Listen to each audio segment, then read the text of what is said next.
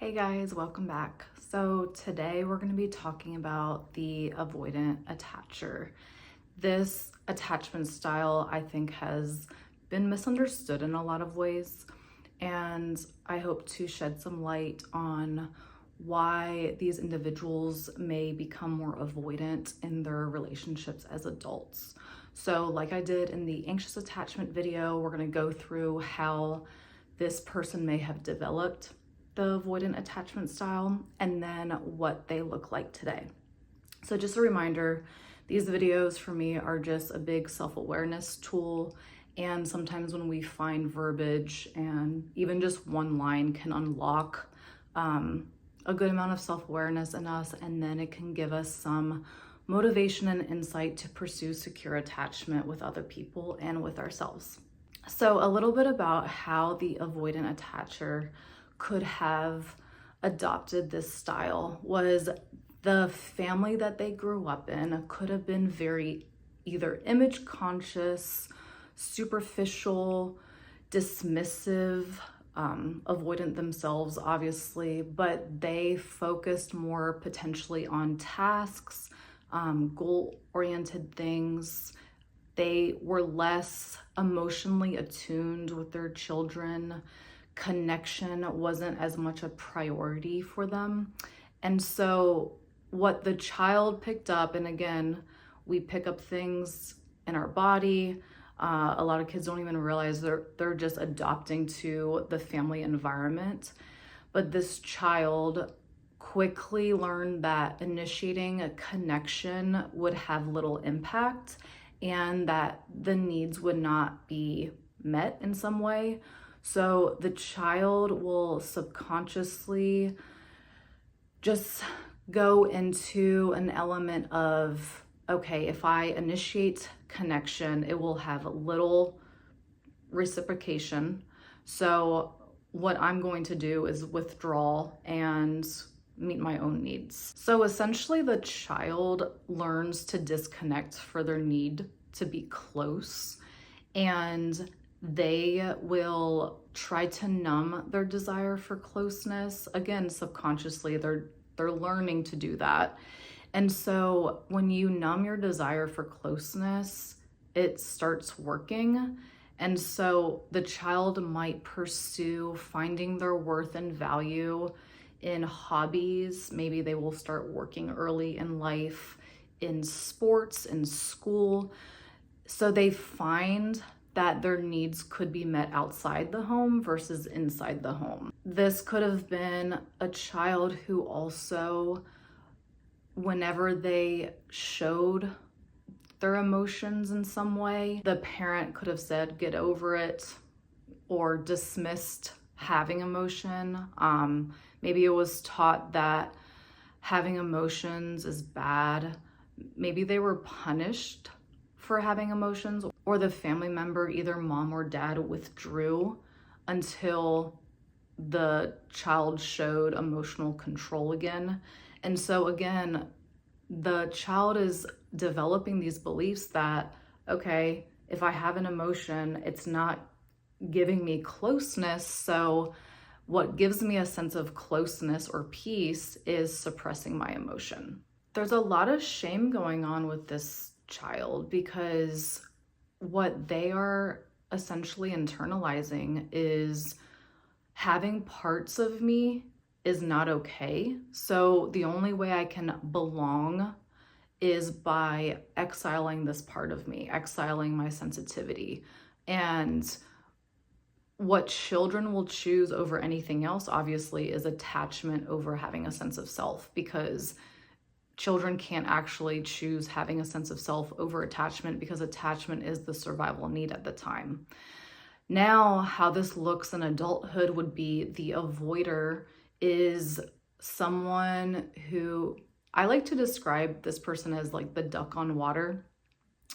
The duck is gliding, but their feet are moving fast. So you would never know they're stressed because they're internalizing their stress. They're keeping it in. And oftentimes they're not actually attuned if they're actually anxious or stressed, because they have found coping skills in a way to distract themselves from anxiety. So remember, the child maybe pursued hobbies, sports, school. So now as an adult, they are potentially finding their identity in work, or it turns into addiction. It can be various different things, but the problem is this catches up with them later because all the suppression stops. The suppression stops working, essentially, because defense mechanisms are only meant to work in the short term, but they create more problems in the long term. Defense mechanisms are survival, they're needed for us, but when we stay in those defense mechanisms, when the threat isn't there anymore, we actually are not living in reality and seeing that the defense mechanism is actually creating more issues. So oftentimes the avoider will see that they have a lot of anxiety and even depression later in life, and they feel shocked by it because they have no idea where it came from. Avoiders will often say that they had a good childhood. They'll be very vague. They won't go deeper into that. But when you ask them what does good mean, they will often describe basic needs that they had versus emotional needs that were taken care of. And they really can't describe what good means. And a lot of times when they go through talk therapy, they actually find out that that they did not have a good childhood, that there was a lot of lack going on. Another trait of the avoidant attachment style is avoiding intimacy. So they could be good connectors in a way, but then you often realize you don't really know them. They're not going that deep because there's fear of intimacy. Because remember, in childhood, intimacy created wounds.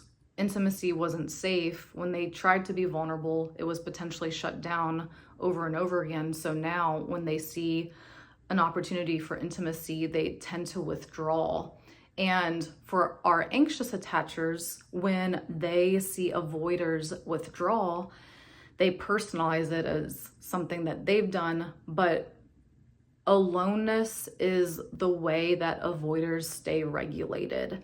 So it's not necessarily they're trying to reject that person, but they need that space to get regulated again, because that was the way that they got regulated in childhood. In adulthood, they also become triggered and definitely withdraw when they see or perceive or interpret that someone is becoming overly dependent on them. This essentially freaks them out. So for other people in a relationship with them, you could feel like you're being needy, but remember, even general connection for them could feel scary, but especially if they're perceiving that someone cannot take care of themselves and they have to do it, they will withdraw instantly. They also have a decreased access to their own emotions, so they tend to intellectualize things.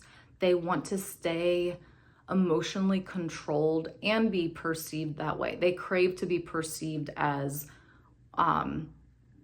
regulated, mature.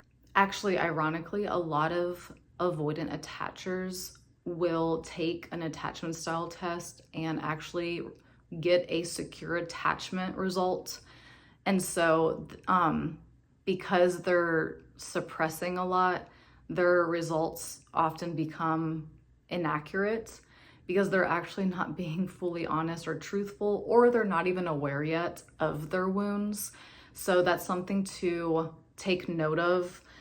But when they start doing the work, they often see, wow, I actually have fears and I didn't get a lot of my needs met.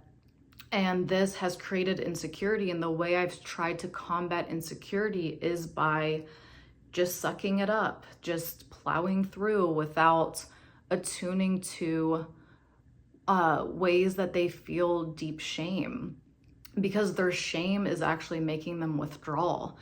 They do fear abandonment in their own way. You know, anxious attachers for sure have an acute feeling of their abandonment fear. Avoiders have the same fear, it's just suppressed a bit more. But what avoiders fear the most is losing their sense of self, because Being able to depend on themselves was all they had. And so losing themselves, losing their autonomy can bring out a lot of fear because that was the very thing that kept them stable. Whereas anxious attachers fear losing the connection and fear losing the relationship because that was the very thing that kept them safe. So again, avoiders, they found safety in themselves because they could rely on self. They couldn't rely on the family system. They couldn't rely potentially on, the caregivers. So in relationships, their biggest fear is I cannot lose me. Anxious attachers, they overly relied on someone else in their family of origin, whereas they fear deeply losing the connection in a relationship because that was the very thing that kept them safe. So both attachment styles have different fears. Another thing that they do is they tend to minimize relational conflict. And when conflict presents, they could say that it's not a big deal or avoid talking about it, push it under the rug. But the problem with this is that it comes back later and probably more intense. And so in the family system, this could have been everyone just trying to keep the peace, meaning avoid. It wasn't actually true peace, but that was the only way that they were able to cope with conflict. And so when they're in relationship and someone brings up an issue, they have almost no tools or verbiage to be able to confront the conflict. And I think their fear too is that in conflict, their biggest fear of, oh, I'm defected, I'm not good enough, will be true, will prove to be true. So they avoid conflict as a means to avoid feeling their own shame. So I hope this video was helpful in understanding the avoidant attachers a little bit more. Again, I think they can be misunderstood when they do good work emotionally. I think they become really great in a relationship. And I don't believe it's true that avoiders can't do relationship. They just weren't shown that. They often didn't have good teachers. And all they need is someone to essentially teach them how to do relationship well. And we all crave connection. Again, hope this was helpful, and I will do a secure attachment video soon to just kind of go through like how do we pursue security in our relationships. Also, we will talk about the disorganized attachment in the next video. Thanks guys, see you in the next one.